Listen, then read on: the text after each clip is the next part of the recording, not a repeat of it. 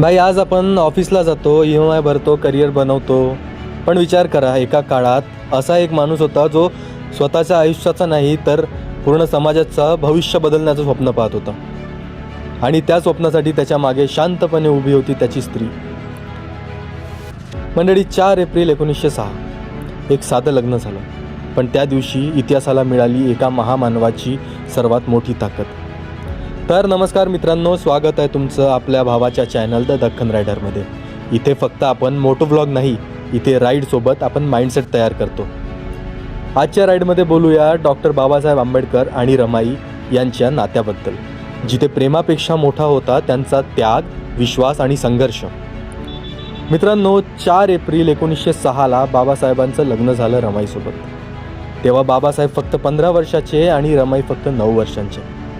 ना मोठा मंडप, ना पैशांचा दिखावा, ना लक्झरी, पण त्या साध्या लग्नातून सुरू झाला इतिहास बदलण्याचा प्रवास. एका बाजूला होते मोठे स्वप्न पाहणारे बाबासाहेब, ज्यांना शिक्षण घ्यायचं होतं, समाजाला बदलायचं होतं, अन्यायाविरुद्ध लढायचं होतं. आणि दुसऱ्या बाजूला होत्या आपल्या रमाई, ज्यांनी कधीही काहीच मागितलं नाही, पण आयुष्यभर बाबासाहेबांच्या स्वप्नांना साथ दिली. मित्रांनो, बाबासाहेब जेव्हा परदेशात शिक्षण घेत होते तेव्हा घरात गरिबी होती, अनेक संकटं होती. कधी खायला पुरेसं अन्न नव्हतं, कधी परिस्थिती हाताबाहेर जायची.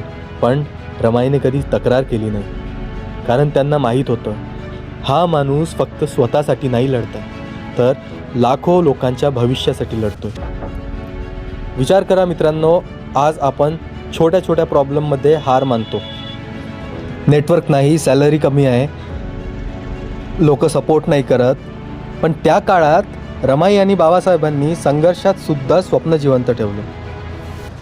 आणि म्हणून मित्रांनो, प्रत्येक सक्सेसफुल माणसामागे फक्त टॅलेंट नसतं, तर कोणाचा तरी त्याग असतो. बाबासाहेबांना जग महामानव म्हणतं, पण त्या महामानवामागे मागे उभी होती एक महान स्त्री, रमाई.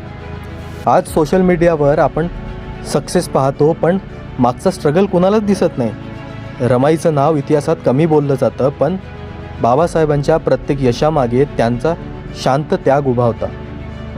आणि हेच खरं पार्टनरशिप असतं मित्रांनो, जिथे 2 लोक फक्त संसार नाही तर एक मिशन जगतात.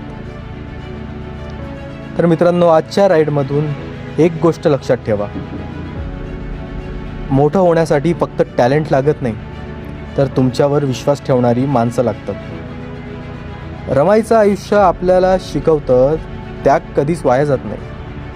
आणि बाबासाहेबांचं आयुष्य शिकवतं स्वप्न मोठे असेल तर संघर्षाला घाबरायचं नाही. जर तुम्हाला अशाच इमोशनल आणि मोटिवेशनल राईड स्टोरीज पाहायच्या असतील, जिथे बाईक राईडसोबत आपण इतिहास आणि माइंडसेट मिळेल, तर आपल्या भावाच्या चॅनलला सबस्क्राईब करा. हा आहे तुमचा भाऊ द दख्खन रायडर.